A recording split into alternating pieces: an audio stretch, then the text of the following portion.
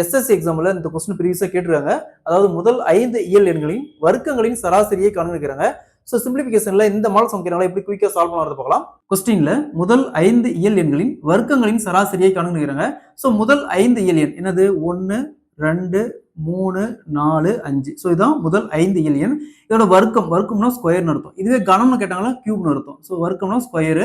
இதை அப்படியே ஸ்கொயர் பண்ணி இதை கூட்டி 5ஆல வகுத்தோமா இதோட சராசரி. சோ இதுக்கு ஒரு ஃபார்முலா இருக்கு. என்னன்னா 2 into n plus 1 into 2n plus 1 divided by 3. So n அப்படிங்கிறது இங்கே 5 சரிங்களா. இங்கே ஹையஸ்ட் என்ன கொடுக்குறோம் 5 அந்த வேல்யூ போட்டுக்கணும். ஸோ என்ன இருக்கு 2 இன்ட்டு இங்கே எண்ணுக்கு பதிலாக 5 5 + 1 6 இன்ட்டு ஸோ இங்கே 2n அப்போ 5 × 2 10 10 + 1 11 வகுத்தல் 3.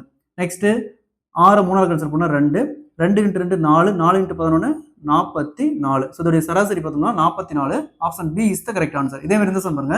முதல் 7 இயல் எண்களின் வர்க்கங்களின் சராசரி கணக்கு கேட்கிறாங்க. இதே மாதிரி தான் இந்த சம் சால்வ் பண்ணிக்கிற ஆன்சரை கமெண்ட்ல போடுங்க.